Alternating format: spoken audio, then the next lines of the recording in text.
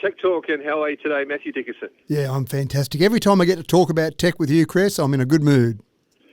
Well, that's what you do 24/7, so you have a good life, I'd say. Now, when was the last time you used a payphone in Australia? Brings back some memories. It does. Well, that term is about to be very confusing, as calls from a payphone are about to be free. So there's a riddle for your listeners today, Chris.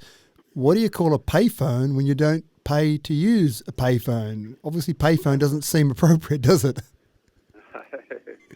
So you're right, though. All the payphones, there's about 15,076 payphones across Australia, and they're now free to use. You can pick up one of those phones. You can make a phone call to anyone in Australia, their mobile, their landline. You can make that call, and it's completely free to do. You still have to pay if you want to make an overseas phone call. The only limitation on that is you can't talk for longer than 6 hours.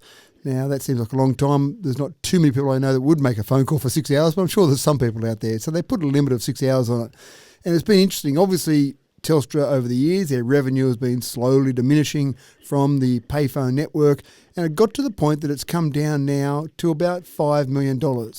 And they just thought it wasn't worth going through the process of accounting for that money for, in Telstra terms, a fairly small number.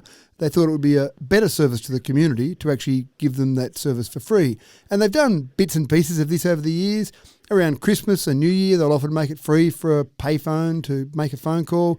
In emergency situations, when you've got a bushfire or some emergency, they'll often make phones in that area free to use, because sometimes the mobile phone towers might be down, or some people might have lost their phone, for example. And it's always been free to ring, for example, 000 from a payphone, so you don't have to find some coins in your pocket if you've got to ring about some emergency. But Telstra said, you know what, we just think it's probably better for the community as a whole if they're free. And some community groups have jumped up and down and said, this is fantastic, this is great news. So people that are lonely, people that might have wanted to be able to call some service like a Lifeline type service, or just people that don't have the money or the wherewithal to have a mobile phone, sometimes they get a bit isolated because we all rely on our phone so much, especially at the moment, Chris, during a pandemic. You can't go out and visit people. So it's a pretty good move from a PR perspective from Telstra. And I'm actually keen to go and use one now, Chris. I haven't used a payphone for a long time, but I'm keen to actually go and pick one up now and use it and just have a bit of a go.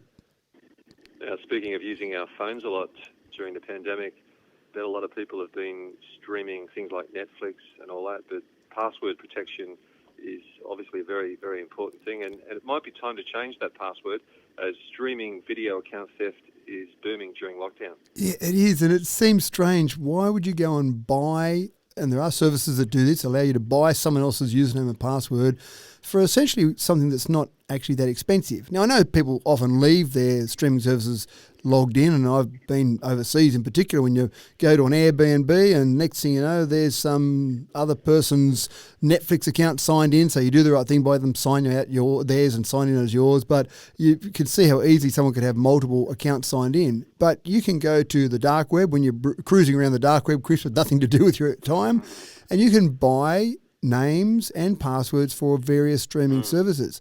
And sometimes those people sit there and use it in the background and you probably don't even know about it.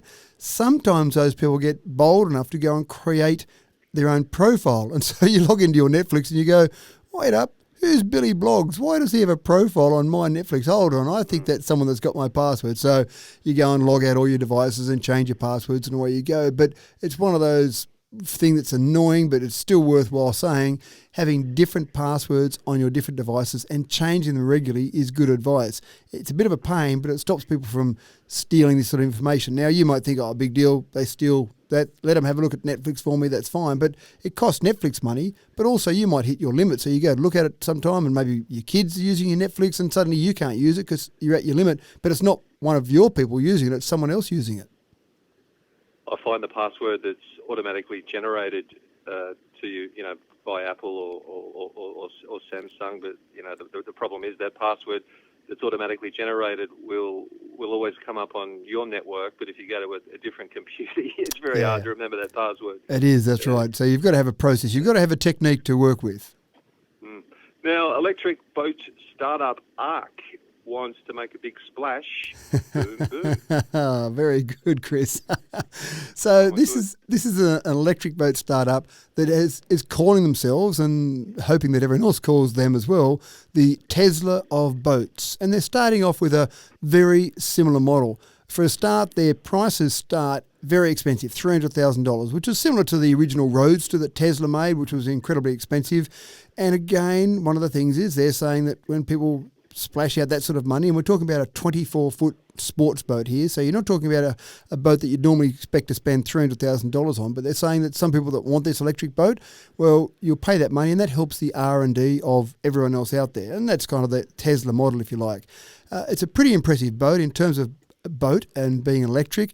You don't have all that maintenance, which is one of the big things that any friends of mine that have got boats, they always talk about, yep, it's out of the water again, I'm doing some maintenance, doing some work on the engine, doing some work on some part of it. And that's one of the great things about electric cars, is very low maintenance. And again, with electric boats, very similar. You're not paying those expensive boat fuel prices. You know, when you go down and fill up at maybe the dam or fill up somewhere, often they get charged at ridiculous rates. So you just charge up at home before you take your boat out there, or charge up with some power. And they've got reasonable sized battery. They've got a 200 kilowatt hour battery. That's twice the size of the battery in my car. And the idea of that is that you can then get a decent run time. So about 4 hours of pretty much flat out boating. Top speed of this is around about 65 kilometres an hour, so good enough to tow a skier behind. So it sounds like a pretty interesting prototype. If you want to give it an equivalent power in terms of the old-fashioned petrol motor, a 475 horsepower motor is in it. So it's something that I don't see that we'll see a lot of them on Burrendong Dam today, but give it a bit of time. I think you'll see some baby brothers of this out there before we know it. Now, is it time to throw away the physical wallet for good? We are one step closer to that reality, as digital health insurance cards now available for Australian iPhone users. It's a big move, actually. It doesn't sound like that big a deal, but we're getting to the point where more and more things are on our phones, to the point where you've really got to have a good reason to pick up your wallet before you walk out the door. You've got your Services New South Wales app, which obviously has your driver's licence, your ID and that. You've got the ability to pay for things with your phone or your watch. So you say, why do I need, that's right, I've got to go to the doctor today, I better grab my healthcare card. Well, that's now available from most of the major healthcare providers. That's now available to put into your wallet. So if you've got, say, for example, Bupa or NIB or GU Health or Medibank and soon HBF, they'll all be available in the Apple Wallet. So when you go to your medical professional and you need one of those healthcare cards, you'll just be able to use your watch or use your Apple Wallet on your phone, and away you go. So then you start to say, why do I need my wallet with me again? So it is getting to that point when you don't carry it around with you. Of course, some people have concerns that, well, what about if my phone goes flat, or if I lose my phone?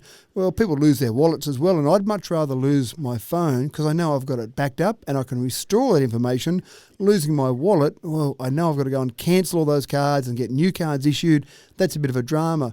And I suspect that people would lose their phone less often than they lose their wallet because they're using it so often. But it is getting to that point, Chris. I don't carry a wallet with me very often, and I just don't know that you really need to anymore. And Matthew, privacy is big business for the solicitors. Zoom settles a US class action privacy lawsuit for $86 million. $86 million. And this is over some people in the US who said, as they do, hey, let's sue Zoom, why not?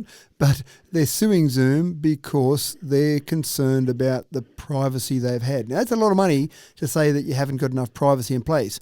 One of the things, and it's a real problem, Chris, when the pandemic started, we didn't know about how popular Zoom would be. Some people thought they might use some proprietary video conferencing. They might use, say, FaceTime. But Zoom did a really good job of making it easy for people to connect. Hey, here's my Zoom link. Jump on, connect. And it was so easy to use that suddenly Zoom became the standard. We don't talk about, let's do a video conference call today, Chris, in our workplace. They talk about doing a Zoom call. So that's fantastic. Good work to Zoom there. But they made it so easy to use that essentially it became a little bit slack in the security side. And that's the problem. More security you put in place, the harder it is to use. Easier it is to use, probably less security. And then you had some famous incidents of Zoom bombing, where people jumped into a session that they weren't meant to be in. So some people in America got a little bit concerned about this. got a class action together, sued Zoom, and $86 million they've been hit with. So that's a fairly significant sum, and that might mean that Zoom puts a bit more priority into security, and they are doing that now, to be fair to Zoom. But it is one of those examples that the technology or the community was racing ahead much quicker than even the technology was able to keep up. All right, Matthew, we might leave it there. Now, thank you very much for your time this morning. Of course, people can stream you on YouTube, and of course, there's the podcast as well. Yeah, the podcast is still going well, and this particular session we'll put up on YouTube, so people can still get their fix. If they didn't hear it on 2WEB, they can still get their fix of technology. All right, we'll do Tech Talk again next Wednesday. Thanks, Matthew. Thanks, Chris.